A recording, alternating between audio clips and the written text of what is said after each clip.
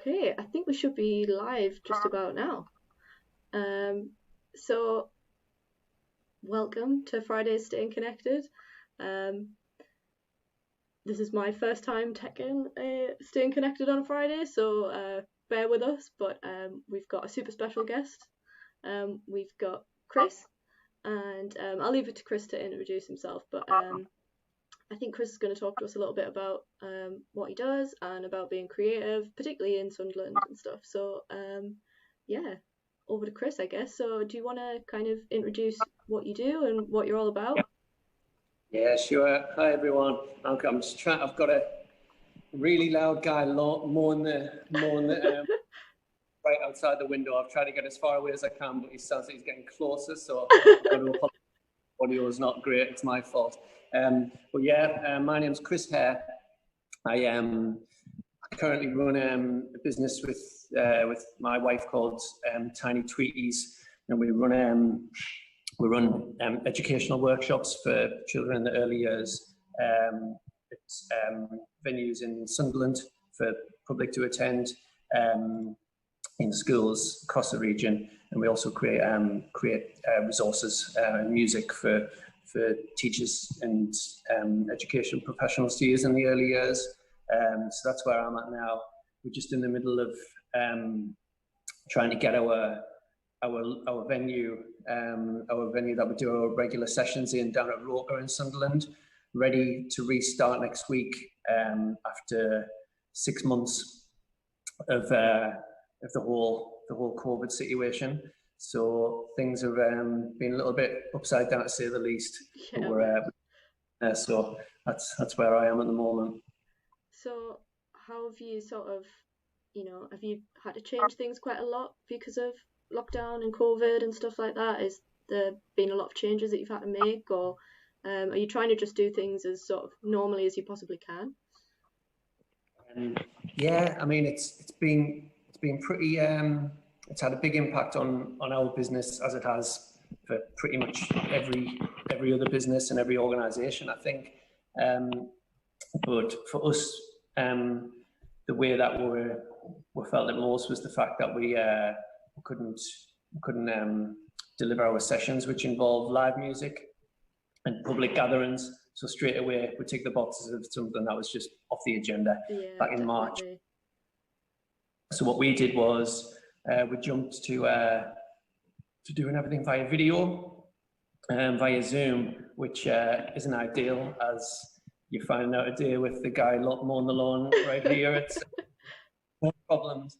The audio quality isn't usually too great. It's great for speaking, but for music, it's not really all that great. But luckily, we managed to kind of deliver our sessions from home, and quite a lot of our regular customers who are mums and dads, grands with children in the early years, they still really needed to kind of hang on to that as part of the daily routine. So we found that certainly at the beginning of the situation, everybody wanted to continue via video.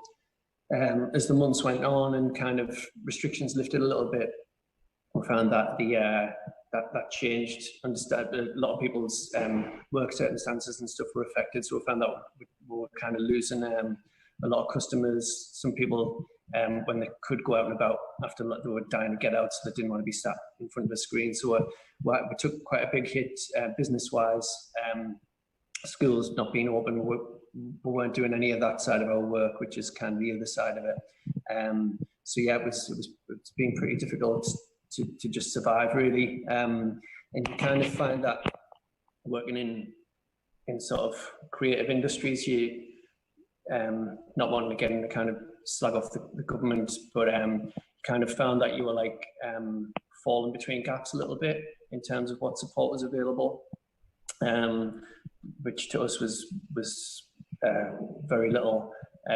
So we just had to kind of cling to the side and hope for the best kind of thing. But now that the restrictions have lifted, we're able to kind of come back down to our venue here.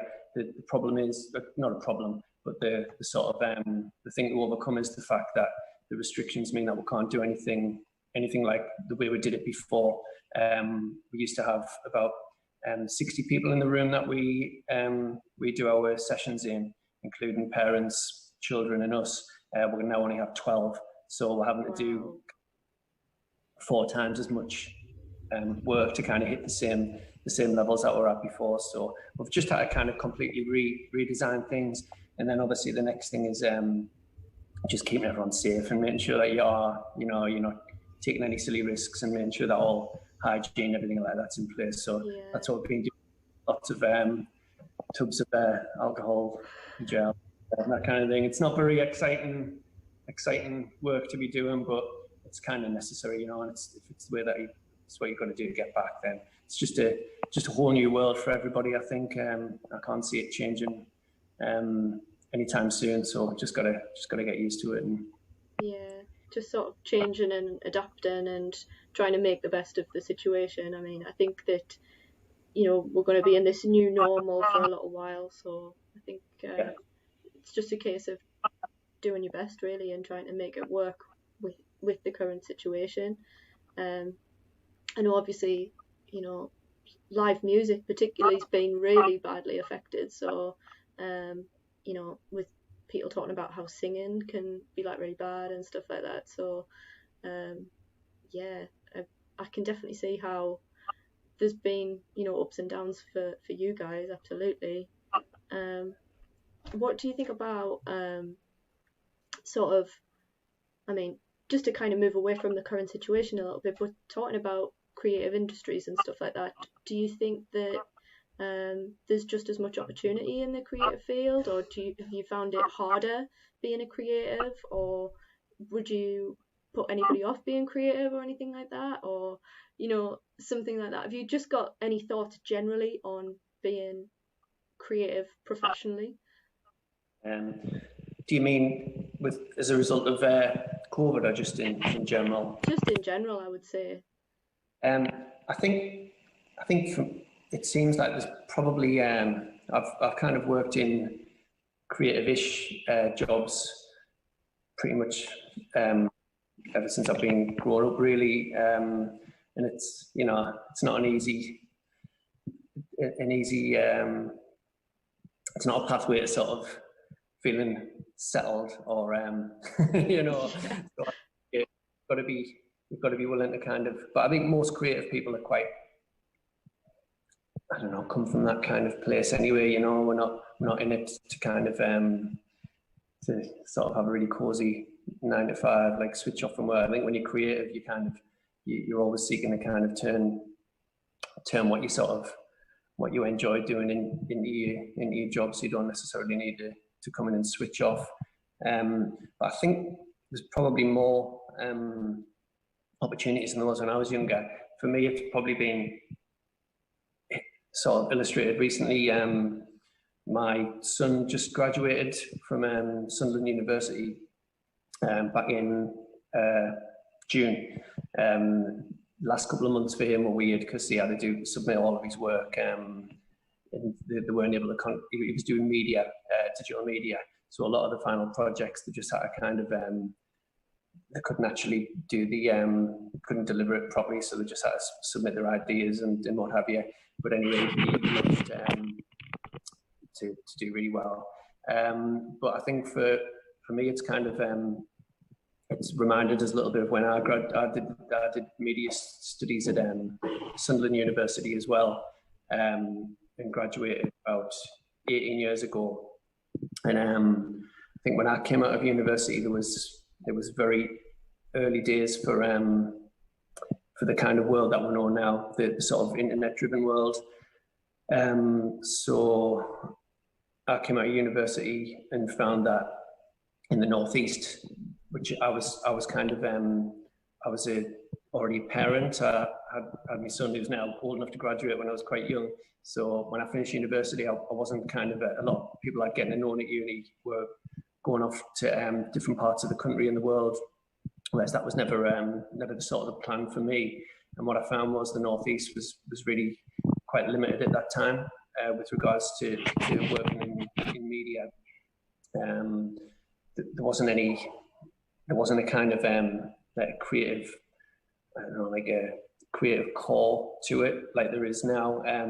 The only jobs that were available were kind of, BBC, like the sort of traditional media, and it wasn't too easy to kind of to go down that route. And to be honest, it wasn't really the kind of thing that I was looking for. So what I ended up doing was going back towards music and working for the Bunker, a music organisation in Sunderland, and we're kind of created our own version of what I think I was looking for. And I was kind of lucky at the time in Sunderland. There was a little bit of a kind of resurgent music scene. So over the next couple of years, we kind of created our own little creative network, I guess, where there was quite a lot of interesting stuff happening. But when I graduated, there really wasn't very much. Whereas for our Joe, that's my son, he's just graduated, and some of the jobs he's applying for are great. They're a lot of them are web-based. He's not going to have to kind of travel. There's such a good sort of thing going on in Newcastle and Gateshead, hopefully Sunderland as well. At the moment, that there seems to be a lot more out there, and it's small businesses, which is good to see, who are kind of be able to, create work and give people opportunities. So I think there's definitely the north and the northeast definitely become a healthier place to be a creative in the last sort of decade, 2 decades. I would say you're probably right as well. I think that even when I was kind of at school and things, like my teachers would put me off doing anything creative. If you had any sort of academic ability at all, it was sort of pushed into sciences or other academic subjects straight away. And I think that even those who maybe didn't find themselves comfortable in a sort of school exam environment or anything like that, even they were pushed against creativity as if it's just a skill not worth pursuing by anybody. So I think it's really good that things have changed, and that creative industries are more important now. Yeah, I mean, I think you kind of hope that that in schools now there's a little bit more awareness of how important, especially given how much media sort of dominates all of our lives, and how it's pretty surprising that it's not kind of considered to be a viable career option still by maybe some, but yeah, I think it's still out there, that kind of attitude that like, oh yeah, that's just creative stuff's just for like kind of messing around. Yeah. Which I think when I was young, I kind of think about it now, and I didn't do very well when I was doing my A-levels. But I think it's only in the last few years I've kind of thought about that time, and what I was actually doing while I was doing the A-levels was not doing any of the work and doing really badly. But what I was doing outside of college was putting on gigs and learning how to kind of be like, entrepreneurial, I guess. It's not a word I'm very fond of, but like all the kind of skills that I've ended up kind of turning into my job now, I was learning to do when I was 16, 17, and everybody was just going, oh, you're wasting your time putting on gigs, you need to concentrate on your A-levels, which I did eventually fail. But hopefully the things that I did learn by putting on gigs upstairs in the royalty and stuff, I think probably helped to give us confidence to think, all right, I can do this. And, if you do it right, you can maybe turn into a job where you can kind of, make a living, even if it's not a really sort of glamorous one, by doing something that you actually enjoy. I think that's definitely true. So I think we've got some questions from the chat, mainly from Dan, I believe. Okay. So Dan says, Ella, ask Chris what he sees when he looks around. Right, okay. So what he's making reference to there, just to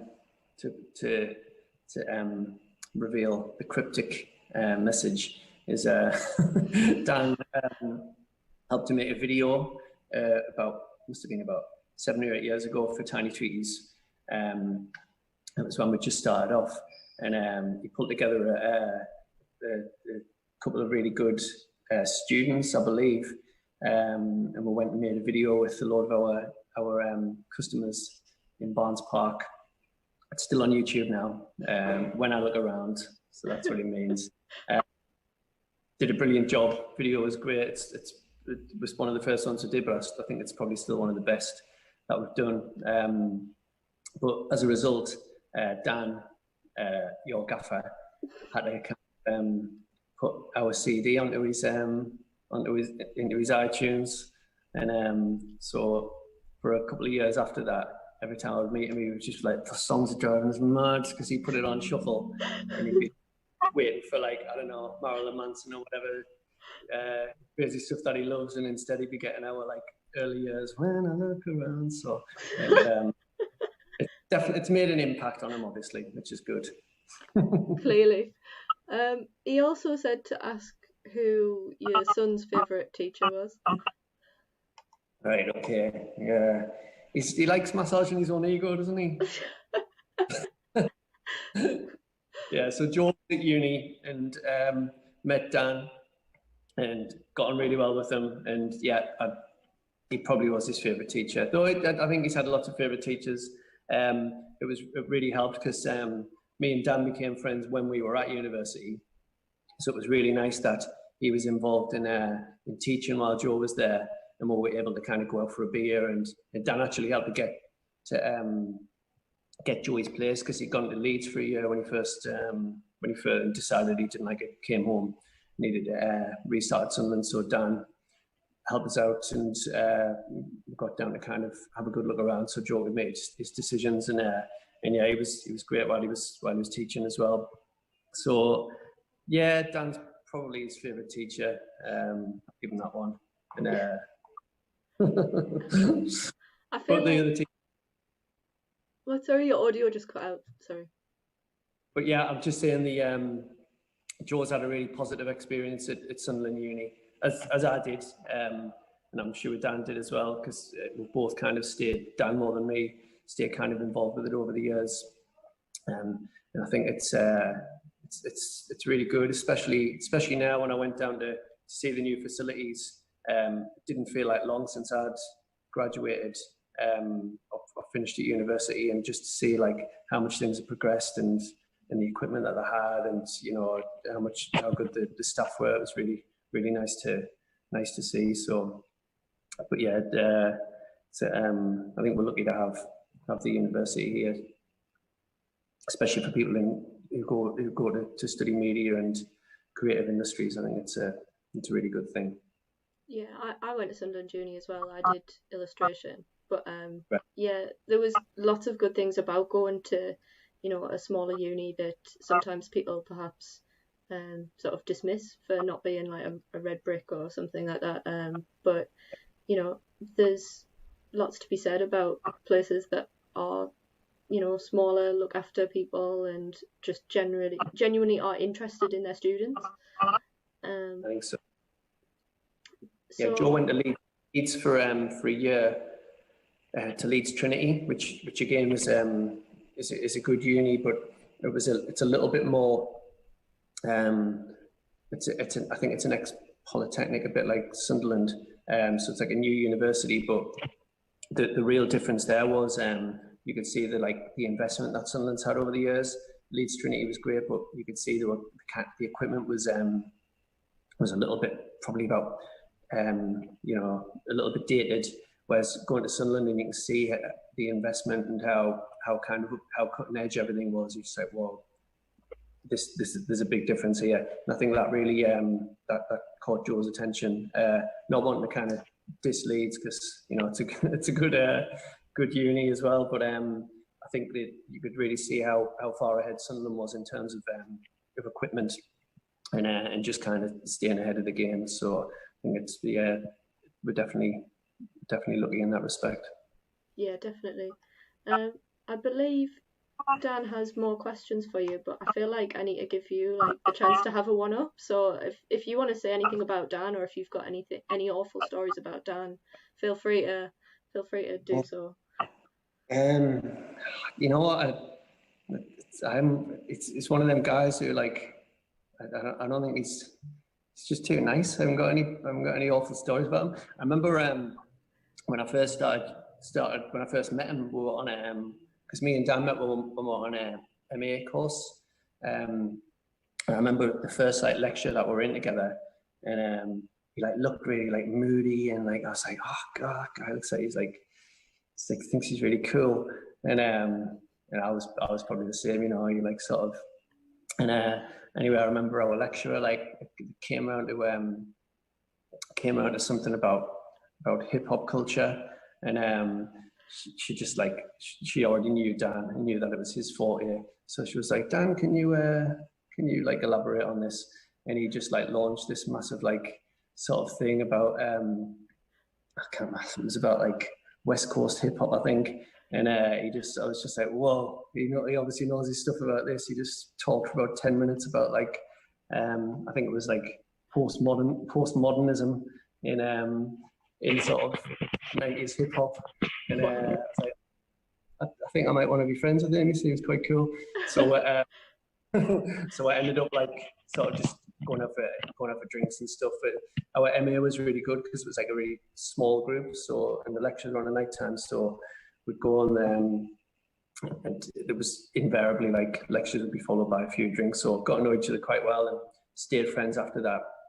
And I think the fact that we both ended up working in sort of media, but also kind of community related jobs over the years, we're kind of being able to bounce things off each other and, you know, share stories. So it's been really beneficial, sort of staying friends and being able to kind of help each other out here and there. So no, I haven't really got any bad stories about them. If I'd had a bit more time to prepare, I could have maybe dredged my mind a little bit more. Well, you could always guest again. Just we'll have to ask you back when you've sort of thought of a few, and then you can come back on and.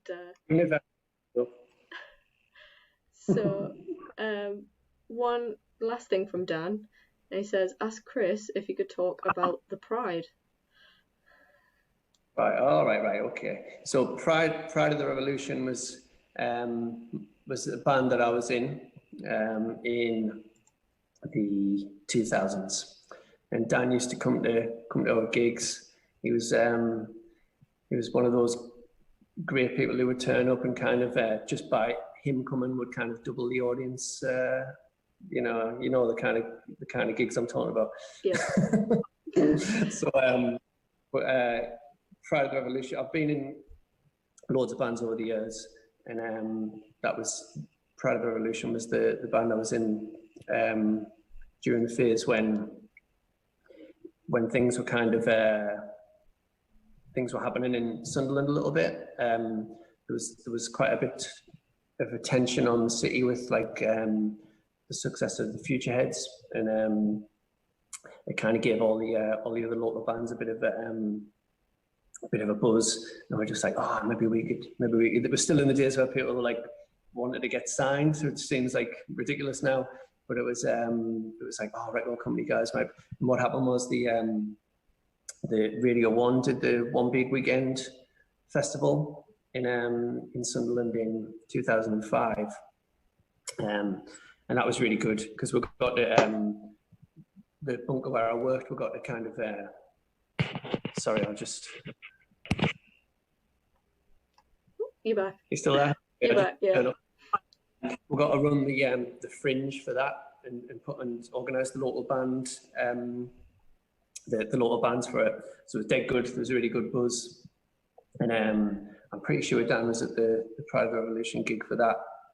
And what happened after that was that Radio 1, Hugh Stevens in particular, like kind of ended up quite sort of interested in Sunderland for a little while. So started played our records a few times, and a load of other local bands as well. So everybody was like really excited, just, you know, flying the flag for Sunderland for a few years, and then it all died off and all the bands split up, and that was it.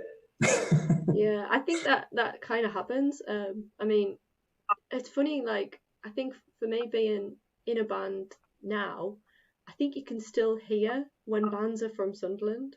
Like Yeah, we sometimes say like, oh, they sound like they're from Sunderland. Like it's weird. It does have its own sound and its own kind of scene. I think it has died off a little bit, unfortunately, but there are still, bands that are from Sunderland, or that maybe play in Newcastle, or things like that, and it definitely still has its own scene, I think, anyway. yeah, I think it can be a little bit cliquey sometimes, but I think that's like any scene really. um yeah. you know but yeah, Oh, it's yeah, you're right. It's like, I think it's because it's always kind of been in the shadow of Newcastle, certainly a lot more when I was younger, but it always felt like the kind of, it's going to offend anyone from Newcastle here, it always felt like the kind of, the better band, the more interesting bands tended to be from Sunderland. And I think it's because there wasn't as many venues in Sunderland, there wasn't as much, people felt a bit more like, I don't know, you were up against it a bit more, there's a bit more fighting spirit. Whereas bands in Newcastle, when we used to go through there for gigs or vice versa, always seemed a bit kind of like, I don't know, a bit up themselves kind of thing, because it was like, hey, Newcastle, and we've got like, you know, loads going on in the city. Whereas, I don't know, there was just a bit more like punky sort of spirit in Sunderland, and I dare say that sort of still continues a little bit now. I think but I know what you mean about the cliquiness thing as well. I think sometimes people can get a little bit, because it's small, because there isn't many venues. Sometimes you get just a handful of people sort of dominating things a little bit, which can be a bit frustrating. But I think generally we're pretty lucky, with regards to like sort of how for music in the city, that there is a bit of a kind of, I don't know, it's always had a little bit of a scene, or whatever a scene constitutes. I think it's thanks to things like the bunker, and thanks to just some people who've been, just sticking at it for decades, like Ben and the guys who run Independent, which used to be Bar 36, and people just creating opportunities for people to go out and play, really, or to do whatever they're doing. But yeah, it's Sunderland's definitely got its own spirit, I think. I think so. I think it's always had those kind of like punk feels as well, if you know what I mean. I think that even now, I mean, I've played some gigs in Sunderland now, and everybody there, I mean, I can't believe how, this is going to sound weird, but they just love like really horrible, heavy, noisy, punky things, but they just love it so much. And like people tend to be, if they're into it, they're really, really into it. Whereas I think that, playing in Newcastle, sometimes you get people that are just there to kind of go to gigs because it's cool to go to gigs, or they're in bands because it's cool to be in a band, but there's not really that much else to it. Whereas, I don't know, maybe this is a bit pretentious saying this, but it definitely feels real in Sunderland, Yeah, if you know what I mean. yeah, I think I do. Yeah, I think people kind of, people go in like sort of, in at the deep end, if in Sunderland a little bit more, if they do want to sort of pursue something. Whereas maybe in bigger cities where there's more opportunities to kind of, do a bit of everything, it's kind of like, oh yeah, I'll do it, I'll go like, I think you're right. Whereas I think, I'm sure it's probably the same now, because in Sunderland maybe there isn't, it's a smaller city, and maybe there's not as much to do. So people do discover music. It's like, right, I'm going for the, I'm really going to go for this kind of thing. And people do become quite obsessive, and I think that kind of create quite a sort of individualistic, sort of person. So yeah, maybe that's what it is. So it's good. Maybe there's a bit of that in just generally creatives in Sunderland. Maybe, I think maybe there's that kind of fight and spirit and that will to succeed in people that are from, somewhere like Sunderland that's in the shadow of a bigger city, with something to prove, really. So maybe it's just a thing. Yeah, I think so. It's I think you could probably like make a case for it looking at a lot of different places. Like sometimes the most interesting sort of culture doesn't come from places where there's kind of, a lot of wealth, and kind of, it comes from places where, there's a bit of grit and a bit of, I think it makes things a bit more interesting sometimes. Yeah, definitely. Um, I'll just open up any sort of questions for you for the chat. If anyone's got any questions for Chris, then pop them in the chat now. But I know that you're super busy right now, so I won't keep you.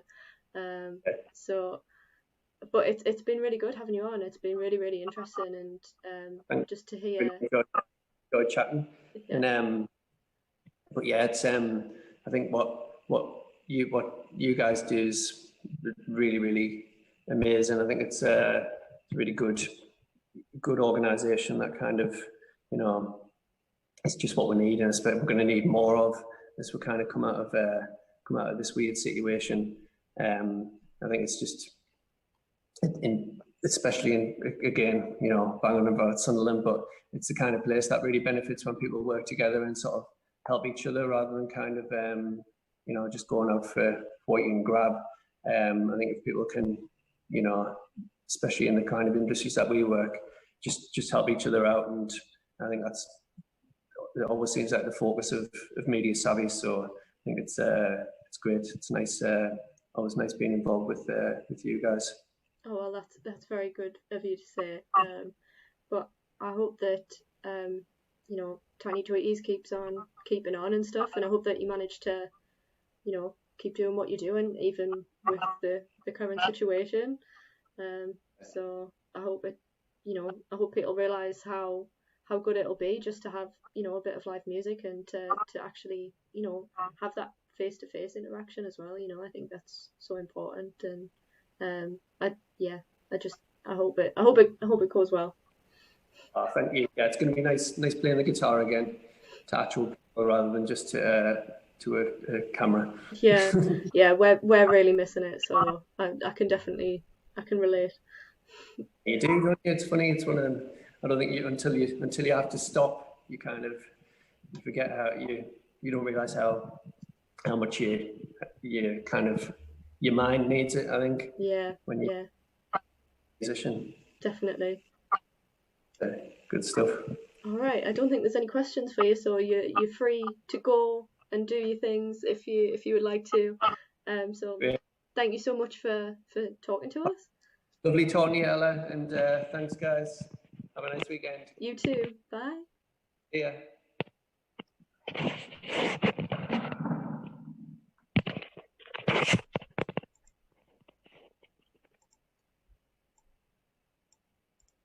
Okay. So that was super interesting, and now my camera is in like a weird letterbox, so I'm just going to quickly fix that. If I can. Okay. So please bear with me, everybody. I am trying my best to tech this, but so I don't know if anyone has anything in particular that they want to talk about, but we're just going to have a look at some cool, positive news stories. So maybe my camera will be okay, even in this weird letterbox, after I change this. So let's see what happens. Okay, that's workable. Let's just go with that. I'm just gonna have to be in like this weird letterbox.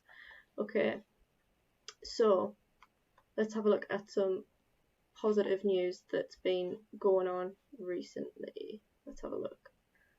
So I'm sure you've all seen us using this site before, the Good News Network. I think it's really good.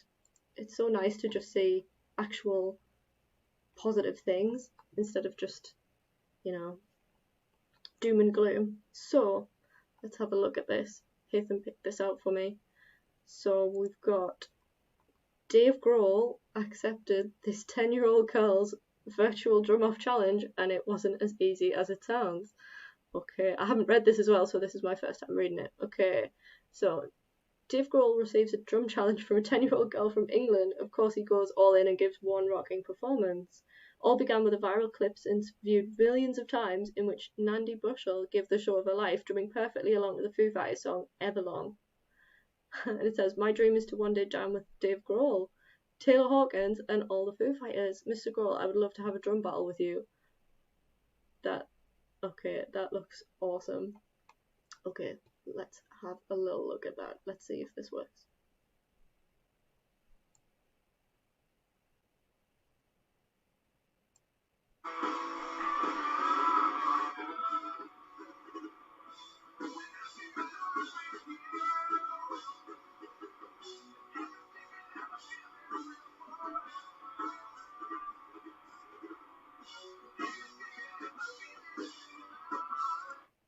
She's really good.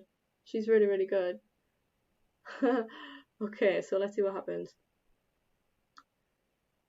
By Saturday, Grohl let her know via Twitter that he was taking to his daughter Harper's drum kit. He was ready to rise to the drum off challenge. The superstar wrote, I haven't played Everlong since that day I recorded it in 1997. Our drummer Taylor Hawkins plays that song on tour for us almost every night. Oh, alright, so here we've got Dave Grohl's return of the challenge.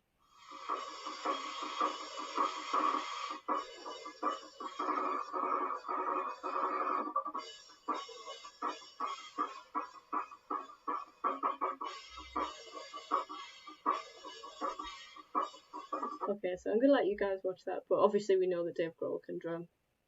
So, new challenge for Nandi. He wanted her to play Dead End Friends by the Crooked Vultures.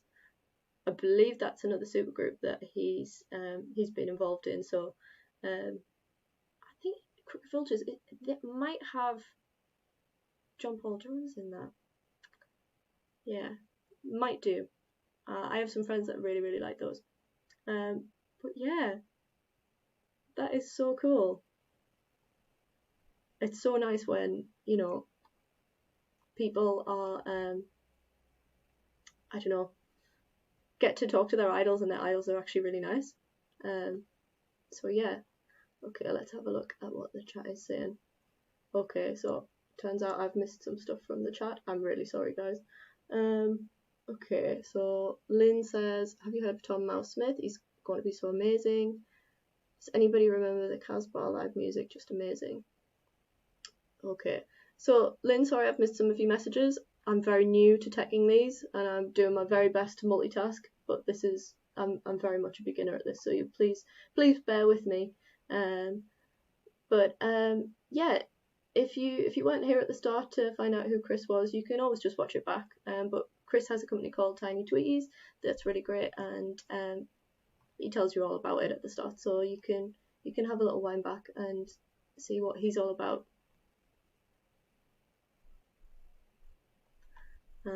Okay, so let's have a look.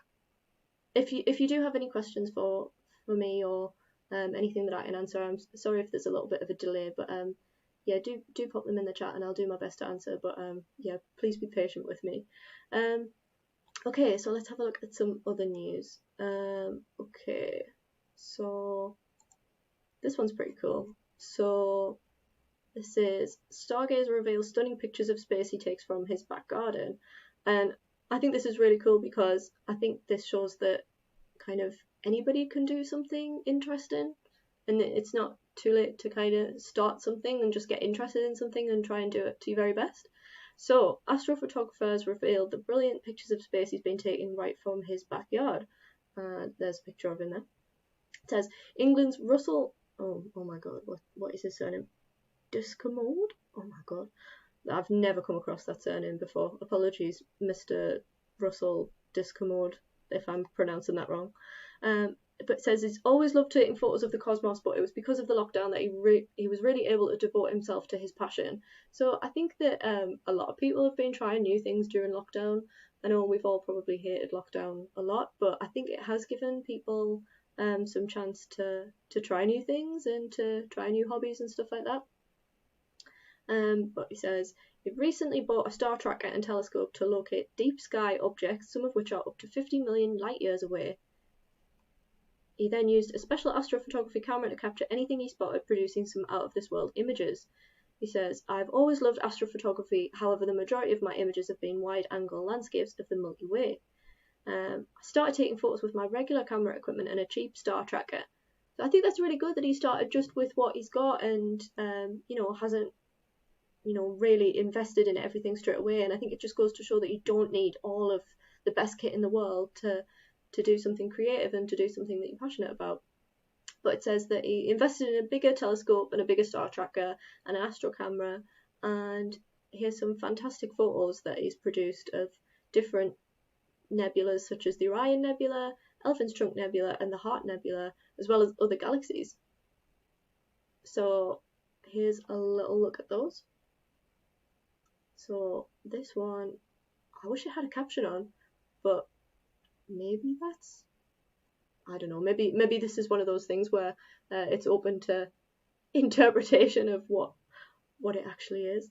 I wonder how people kind of came to the conclusion of just looking at things and then being like, oh, that little cluster there, that's a big spoon, or that one's a big bear. So I don't know, maybe it is partly open to interpretation. But it says, the night sky fascinates me, and it's always amazing to see something and create an image that we can't see with our eyes. It still blows my mind that the light leaving some objects and hitting my camera lens left the galaxy 30 to 500 million years ago. That's mad thinking about that. That's just so crazy. Like, imagine that image existed millions of years ago in the past. We just haven't caught up yet. I think that's amazing when you think about that. An Australian National University study has estimated the number of stars in the known universe at 70 sextillion. That is a lot of zeros. I don't know how many zeros is that? 1, 2, 3. I'm not even counting anymore. That's crazy. It's mad thinking about how the universe just goes on forever. Carrie says, I could listen to Brian Cox talk about space all day, to be honest. To be honest, yeah, he's got one of those sort of voices where it's quite calming, if you know what I mean. The same as I always think about like Bob Ross and stuff when I think about like calming sort of narrations on things like that.